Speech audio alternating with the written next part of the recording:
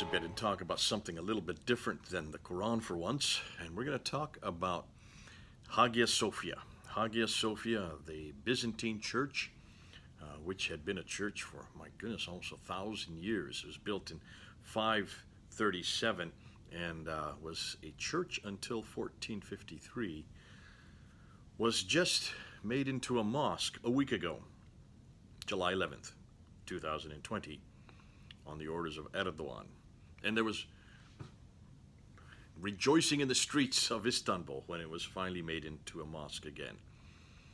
Now, David Wood has done a great job on the 11th. He put up a good video underlining and unpacking it and explaining it. So I'm not going to do what he did. What I want to do is change gears and look at something that has happened just 2 days ago by a good friend of ours, Yasir Qadhi. Dr. Yasir Qadhi, we know him because we've been using him, and he's been the one that has really opened up this whole debate on the preservation of the Quran. So he's familiar to quite a few of us who've been watching these videos and who have been participating in this whole debate on the preservation of the Quran in the last 6 weeks.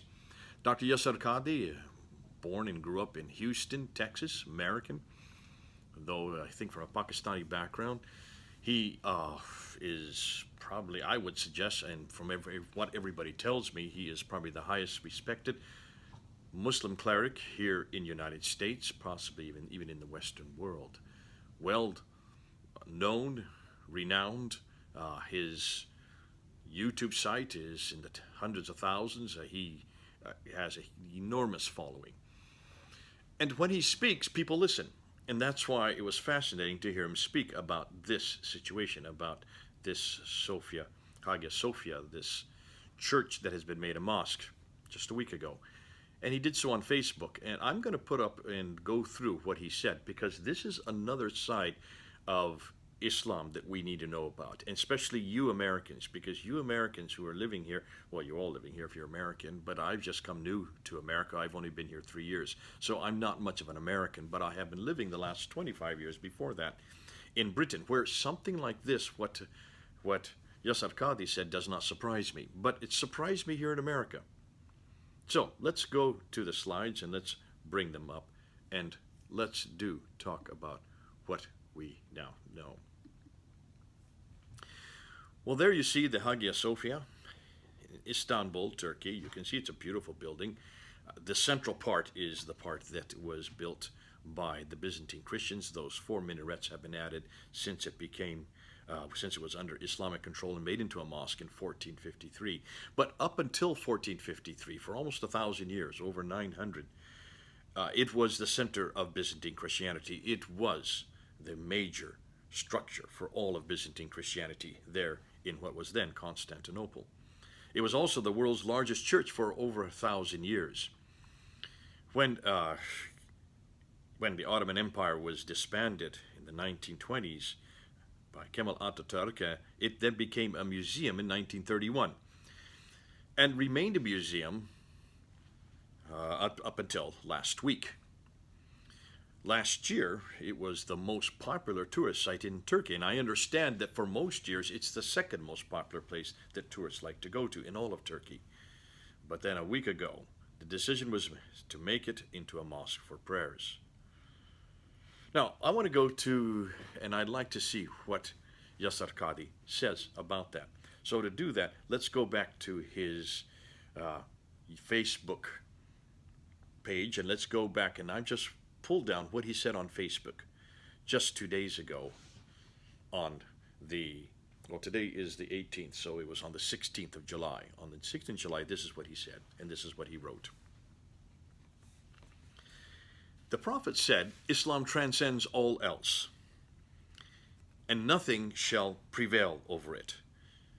Reported by Al-Bahaki. Al-Albani considered it authentic. So here you see Yasir Qadhi is starting out in his writing here to say exactly where he stands. And he says, Islam transcends all else, and nothing shall prevail. Well, that's pretty bombastic to begin his statement. But you can see why he's going to say that as he goes on and as he talks. But it's fascinating. He then gives a traditional authority to support what he is saying. So there's the traditional authority to underline that it's not just his belief, it's what the traditions say. Then he goes on and says, The meaning of this hadith, which has been used in many chapters of fiqh, is that Muslims view their faith as being divinely favored and blessed. Not all faiths are equal. Here you go. Now do you see what he's saying? Not all faiths are equal. And even if other faiths are allowed to practice and preserve their identity under Islamic law, that does not mean they are all the same. So already he is now putting down his flags. He's saying, listen, not all of us are equal. There is one faith that prevails. And you're going to see what it is as we go on.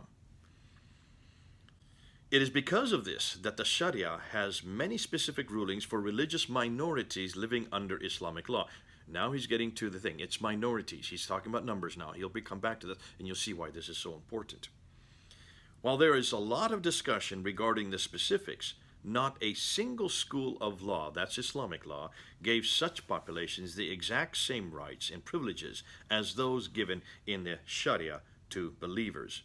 Now, so what he's saying is, listen, it's not even the traditions that say that we have a right. It's also all four schools of law, of fiqh.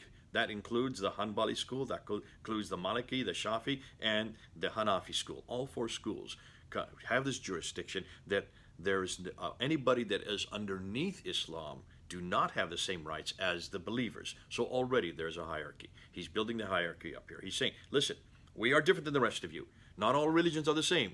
It's almost like Animal Farm. Some people are more equal than others, as Animal Farm said. And this is another way of just saying that. We are not all equal, folks.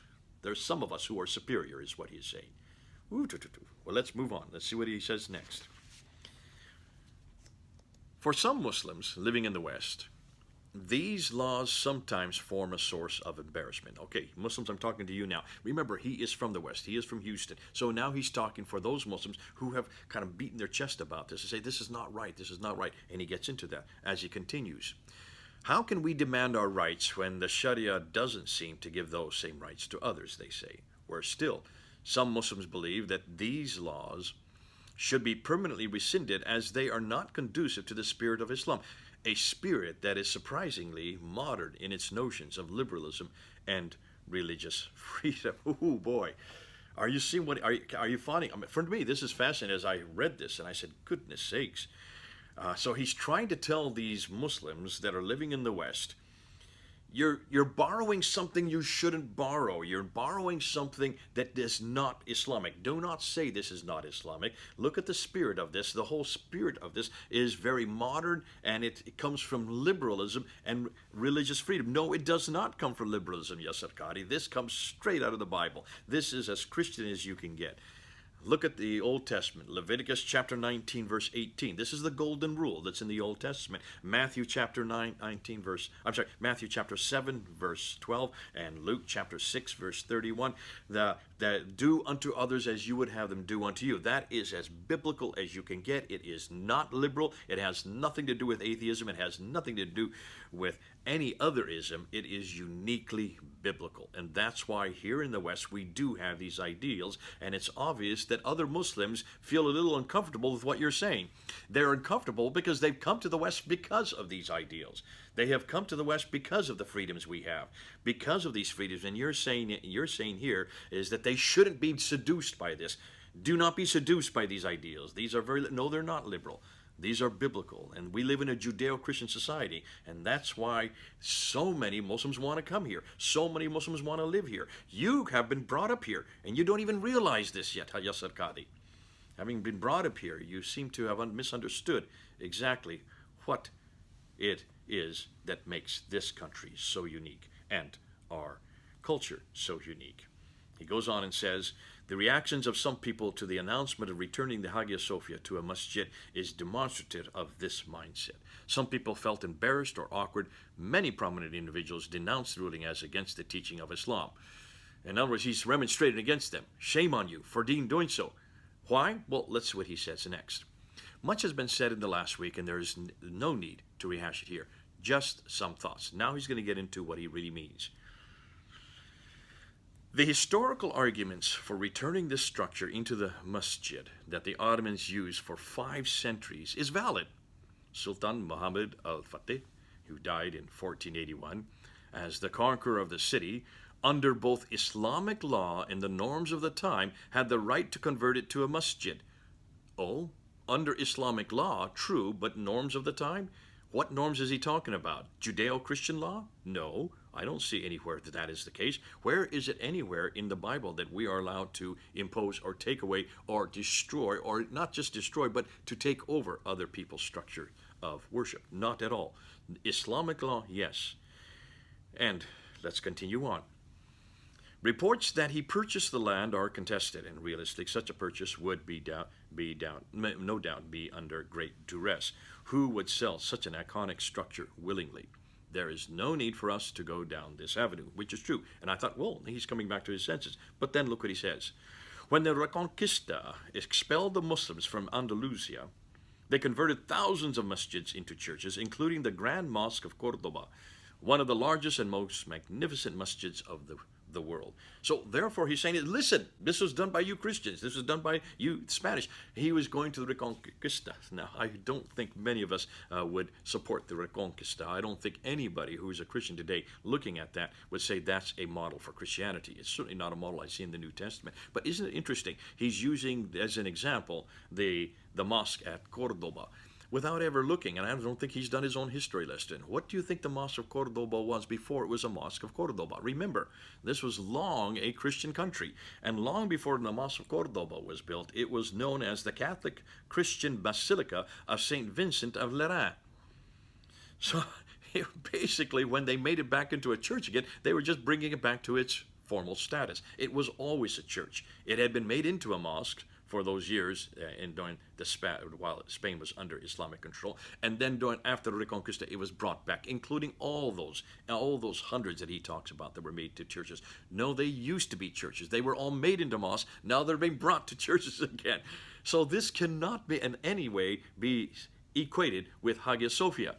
It was always a church. It was created as a church. It was the center of Christianity for 1,000 years. This was the Byzantine church. This was their major church. This is similar to your mosque in Mecca. For the Byzantine Christians, it would be the equivalent. It would be just like the Dome of the Rock. Oh, we're going to get to that. Hold on a minute. The temple in Jerusalem. Hold on a minute. Let's see what he says next. Those were different times, he said, and such was the norm. Classical Islamic law and the laws of world at the time would allow the change to a masjid. I don't think he understands that yet. He still hasn't got it. Even if, historically, there were some gray areas, today Turkey is an independent state and times have changed. 600 years is not a small amount of time. Well, first of all, he got his years wrong. It was not 600 years that the Muslims controlled the Hagia Sophia. It was only 478. So I don't know where he got 600 from there. He's not counting that. But the church before that was 900 years. So if he wants to talk about years, for heaven's sakes, 916 years, almost 1,000 years, it was a church. So how can he even try to use numbers to equate and say, therefore, they had the right to keep it, to change it, because they had it for that many years. And then he goes on, and this is the part that I want you to point out. This is where I really want to point out. I've got it in black there. I've got it in bold for a reason. When less than 1% of its population is Orthodox, and the circumstances have changed drastically from the 14th century, Turkey is within its modern legal rights to do what is beneficial for its citizens. Here we go. And this is what's underlining, and this is where I'm saying you need to be careful. Do you see what he's doing? He's saying because of the fact the majority of people in Turkey are now Muslim, they're no longer Christian anymore, they have the legal right, therefore, to make it into a mosque. So what he's saying, he's starting precedent here. He's creating precedent here. If you can do that in Turkey, and you can do that to the Hagia Sophia, you can do it whenever Muslims take on or become the majority. And don't just stop with Turkey. And we saw this. This is what I saw in Britain happening all the time. They would come and they would take over certain areas of cities, and they would almost they would start creating and looking at it as an Islamic state, a small little Islamic state. And they started looking at their parts of different cities as their fiefdoms. And we saw this creeping Sharia law. Remember, Britain is the only country in the world now, only Western country in Europe that now has allowed Muslims to have Sharia courts, to have Sharia law alongside British law. Fascinating. When I left, there was about 90 of them all over Britain. No other country in Europe has done that, and we haven't done that in the United States, and I want to make sure we don't do that anywhere in the West, because this is creeping Shuddyism. This is creeping Shuddyism that comes in, and this is what he's saying. Look how it starts. It starts by looking at the numbers. It starts by looking at the numbers.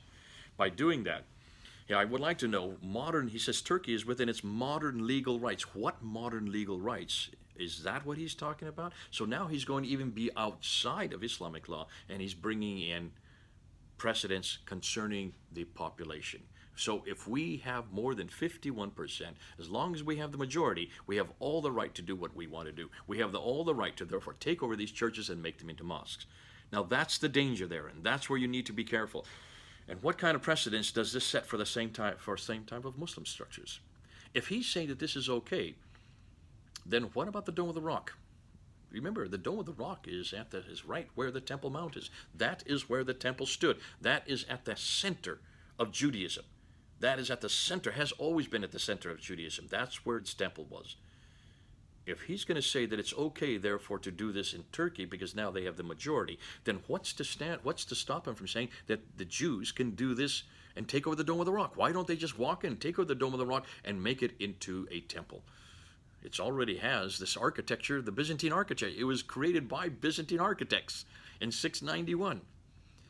Can you see what he's saying? This is the danger, and this is the lie, and this is the doublespeak. He would never allow the Dome of the Rock to be taken over by Jews. No Muslim in the world. There would be riots. You saw what happened with the Intifada when they even tried to come close to the Dome of the Rock. This is the third most holy shrine in Islam. It's not even the holiest, any more than Hagia Sophia has any religious significance for Muslims. It has huge significance for Christians and enormous historical significance for the rest of the world, but not for Muslims. So be careful, Yasir Qadhi, what you're saying here. If you're saying that once you have the majority, once you have that right, then it is, as long as you're saying modern legal rights give you the right to then take over that mosque, then that means we could go to any mosque anywhere in the world that now has a majority population of other people and let them have that mosque. And I know no Muslim in the world that would agree to that. There is no Muslim in the world that would agree to that. So this is doublespeak, and this is a lie. Let's go on to the next category. The claims that this ruling is for political purposes and in order to foster up support for the president or a political party should have nothing to do with the reality of this being a sign of the changing times. How can anyone with an ounce of genuine iman not be elated, he says? How can our hearts not flutter with joy when we hear the adhan, that's the prayer, being called, and the people praying in a structure that was abandoned for almost a century because of the anti-Islamic policies of Kemal Atatürk, an open enemy of the faith? So here he is reveling in the fact. Can you see this? He's reveling. His heart was aflutter. How can you not be elated, he says. Every Muslim should be elated. And that's exactly what happened last Saturday, a week ago. Look and see how they were dancing in the streets. In Parliament, they were clapping in their hands, and they were shouting with joy that finally now Hagia Sophia had now become a mosque. Again, without realizing it was a church before it was a mosque. Long more. It was almost 1,000 years a church, only 400 years a mosque. Now, he is elated. His heart is aflutter. Because Kemal Atatürk was an enemy of Islam. Well, actually, Kemal Atatürk had a lot of sense in his head. He realized that a church should remain a church. A mosque should remain a mosque. To those people, give them their due. To those others, let me just quote from the Quran. Show you. I mean, he should have opened the Quran to chapter 109. This is the verse I've always been read to by many Muslims who say that really this book is a religion of peace, or this book is a book of peace, sorry. It speaks for a religion of peace. And here is chapter 109, verse 6. To you be your religion, and to me my religion. Yasir Qadhi has quoted that verse. Why doesn't he quote it in this instance? Why doesn't he quote it here? Your mosque, your church is your church. My mosque is my mosque. Each should be given its due. Let's move on. To equate this ruling with the Babri Masjid ruling in India is a gross distortion of reality. Firstly, this isn't a destruction of anything. The property still stands as it is. Wow. Now he's getting upset. In the Babri Mosque, to be fair, that's been going on since the 19th century. That's a huge problem. Babri Mosque is there in Uttar Pradesh where I grew up, so I know about it. And we used to hear about it all the time growing up there because it was always a problem between the Muslims and the Hindus. It's where Rama, the god Rama, supposedly was born, and so that's why it has always been a Hindu temple. It was always, according to almost all the archaeological studies, it was a Hindu temple before it was torn down and made into a mosque. And that's why then, in 1992, they then tore it down and wanted to make it into a temple again. So I'm not sure that you can really equate that, and I wouldn't equate that, and I would not suggest, and he is trying to be careful on this, that the Babri Mosque was torn down, but that's not the point. The point is, it was primarily before that a temple. And in the same token, you could almost say, be careful about bringing the Babri Mosque in, because if you want to use that like with like, then I would suggest then that Hagia Sophia has all the right to remain what it is as a church, because it takes precedence. In the same token, the Babri Mosque should never have been built to begin with. Now, but rather than get into that, that's not really what I want to talk about. This last session, the property still stands as it is. No, it isn't. They are covering up all the icons. They're covering up almost everything so that it does not impinge on the worshipers as they do their prayer. And you can see this is going to continue to be a problem. This will continue to be a problem because the difficulty is when you go down a path, it's the thin edge of the wedge. Where do you stop? But look at what he says next. Secondly, the demographics of India, with 15% Muslim population that is being persecuted, cannot be in any way be equated with 99% of Turkey, which is Muslim. There's the numbers again. He's coming back to the numbers game. So he's trying to say, listen, we have all the right because we have the numbers, you don't. India didn't have the numbers. There aren't enough there. You can't compare the two one with another. And he is correct to a certain point. But it's fascinating how he's then changing and pulling the numbers for his advantage. So it does come down to whoever has the larger population. The majority rules. Then he says the claims that this is a World Heritage Site or a historical icon are valid. Good. I'm glad he admits that. But what has that got to do with allowing people to pray in it? The structure is still there. No one is destroying it and will still be open to the public and to tourists and to visitors. Nothing will change for a visitor except that one section will be marked off for prayers. He's missing the whole point. Could we not say that same thing about the Dome of the Rock then? Why is it we just keep the structure there, but let tourists come in and let also Jews start to pray up there? Let them have a section of it, and you do the parts of the Dome of the Rock. So you keep parts of the Dome of the Rock, and let's do half and half. Split right down the middle. We Christians don't want any part of it because it's nothing to do with our tradition, but it's very much to do with Jewish tradition. It's the center of their temple, was always the center of their temple. So using that kind of criteria, using that logic then, Yasir Qadhi, why don't you split up the Dome of the Rock? 50-50. See, he would never go that route. So you can see, just by virtue of his consistency, he is absolutely inconsistent. Lastly, he says, the awkwardness of Muslims living in the West needs to be resolved, frankly. Let's stop beating about the bush here. We are living in secular lands that have a different relationship with the understanding of religious freedoms. We appreciate the freedoms given to us here. We respect the laws of our lands and demand the rights that our constitutions give us. So he's demanding that the U.S. Constitution, which gives him a freedom of speech, freedom to worship, freedom to change his religion, freedom for all these freedoms that he knows our Constitution does give because it's based on Judeo-Christian principles. He's demanding that now. Do you hear that? He's demanding that. Now that he's living here in America, he's demanding that. Let's continue on.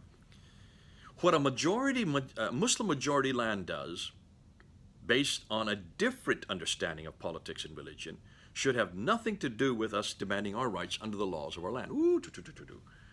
So what they're doing in Turkey and what they want to do in any Muslim country, wherever they are the majority, should have nothing to do with how our rights, our demands. See, we are Muslims living in a Christian majority country, not a Christian country, but a Christian majority country, and we live under the Constitution that allows us these freedoms, he's saying. So don't have nothing that's happening over there should impinge on that freedom. He's demanding his freedom. Let's continue on. Such rulings in Muslim-majority lands simply cannot and should not be used as a tool against us. So he justifies Muslim privilege in Muslim lands and then demands we allow him equal privileges here outside of the Muslim lands. Do you see the double standard there? To me, that's a double standard. That's absolutely a double standard. And yet, for him, he doesn't see it. I hope you see it. I hope you're getting it. Let's go back. Since when did the American Constitution only apply on its citizens in relation to how other constitutions and governments act? It doesn't. Exactly. It's been consistent, and he will have all those freedoms, and he will continue to have those freedoms here in the United States. No one anywhere is saying he shouldn't have those freedoms, so why is he bringing it up? Isn't that interesting that he's complaining already? He's talking almost as if he's taken on the victim card. Where is his victimization coming from? No one's saying he cannot have those freedoms. No one's saying he cannot build mosques here. No one's saying he cannot worship freely. But he's demanding that. He's demanding those freedoms while he's here, but he will not allow that there in Turkey. Continue on. We need to stop pretending that all lands in the world have the same philosophies.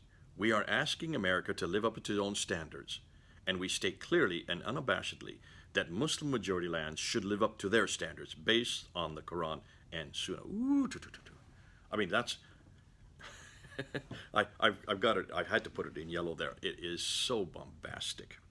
It is so over the top. Over the top. Almost, what's the word I want to use? It's almost like he's looking down at us. He's almost laughing at us. We're in America. You've got to continue to treat us like good old American standards, because these standards are based on the Bible. You've got to still continue to give us all our freedoms, and therefore freedom to do what we want, to go where we want, say what we want. And we do give them the freedoms to do what they want, and to go where they want, and to say what they want, and to build what they want. Thank God we have those freedoms. Thank God that we are a country of opportunity. Thank God that millions have come to our shores because of those freedoms. So he's demanding them, though we haven't even stopped them. I'm not really sure why he's a problem. But I think what he's saying is, I don't want you to stop these freedoms because this is why I'm here. However, we should state clearly and unabashedly that Muslim majority lands, there's the numbers game again, he's coming up with the numbers game, the majority, as long as you have the majority, should live up to their standards based on the Quran and Sunnah. And that's where I want to warn you all about. This is what Islam always does. As soon as they get the majority, and he's saying it loud and clear here, this is in black and white, do not be deceived and do not be surprised if this doesn't come up again to beat you across the head like it's happening in Europe right now. Do not be surprised if he says unabashedly, Muslim majority lands should live up to their standards based on the Quran, the Sunnah, not based on the freedoms that he's enjoying here in the United States. He's saying if we are the majority, and that can also constitute a majority in a town, or majority in a neighborhood, or a majority in a city, or a majority even in a state. Do not be surprised if we unabashedly, Muslim majority lands, that means any Muslim majority, that we must keep to our standard. And what is our standard? It's not the Bible, it's not the freedoms we have, it's not the Constitution, though he demands that we hold to the Constitution. It's comes down to the Quran and the Sunnah. The Sunnah means the example of the Prophet. What is he talking about? Well, if you have any doubt, just go back and see what the Prophet did. Remember, Muhammad came to Medina in 622. According to their traditions, he came to Medina as a guest. He was not from Medina. He was from Mecca. He had been in Mecca since 570 up until 622. He then moved to Medina. He was within 5 years. Look and see what he did as a guest there in Medina. Within 2 years, he created an Islamic state. He created the Khilafah there, based with him as the arbiter between man and God. He instituted the Treaty of Medina. Look at the Treaty of Medina. The very first article is that he will be an arbiter between man and God. And then he demanded that everybody sign it. And those who did not sign it then, look and see who did not sign it. The Jews did not sign it. The Banu Kainuka family did not sign it. The Banu Nadir family did not sign it. The Banu Qurayza family did not sign it. The three major Jewish tribes who had controlled the commerce there in Medina refused to sign it. And that's why in 624, after the Battle of Badr, he turned on the Banu Kainuka family and threw them out because they would not support him in the Battle of Badr, which is against the Meccans. A year later, in 625, when they had the Battle of Uhud, which the Muslims lost against the Meccans, he then turned against the Banu Nadir family and threw them up to Khaybar in the north.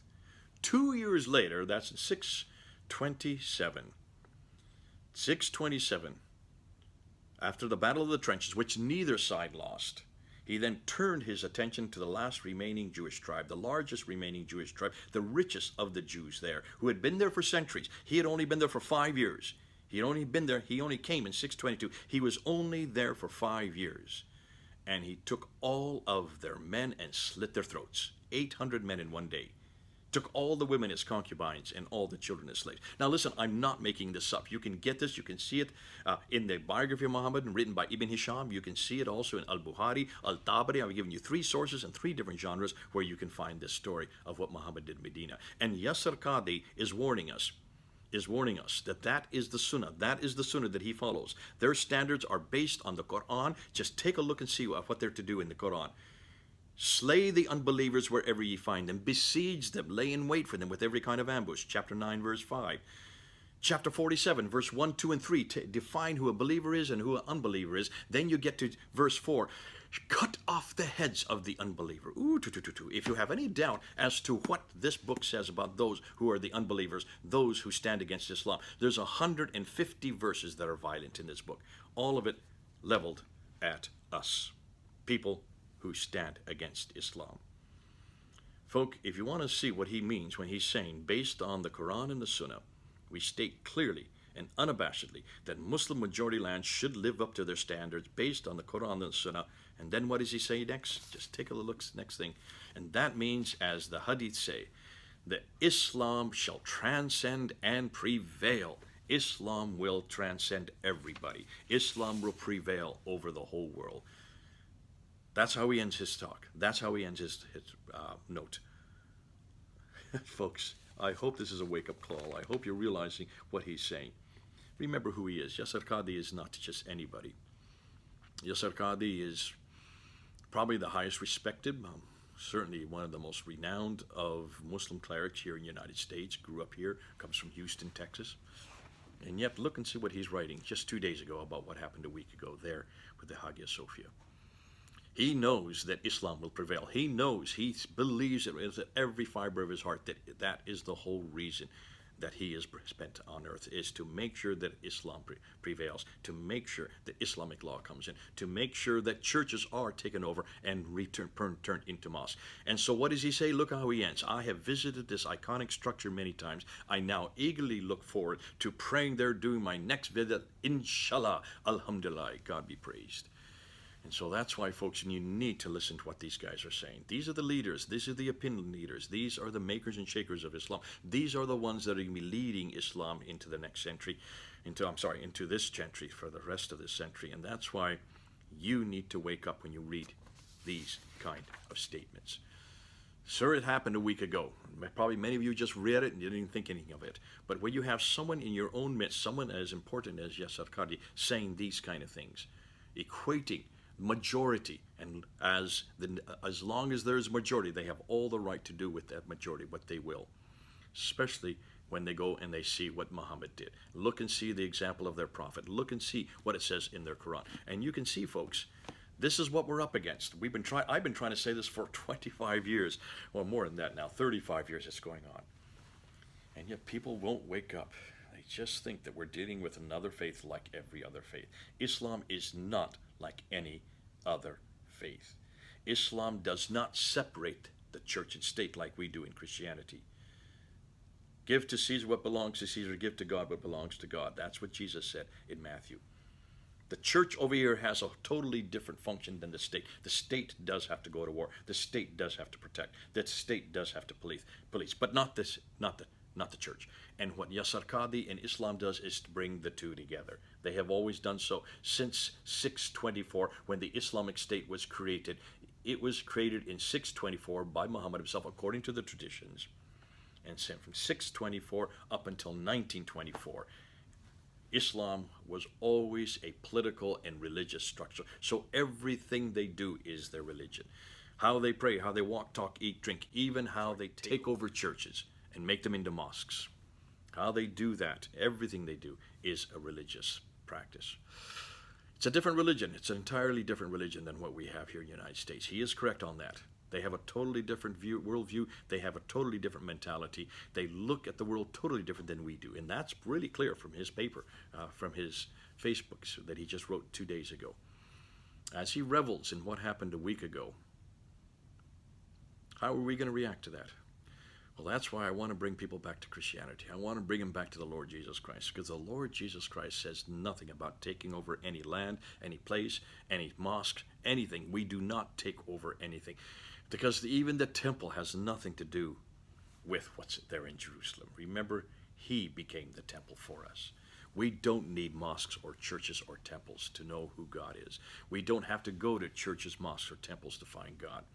He is right here in my heart. He is right here in this room. He is right next to me.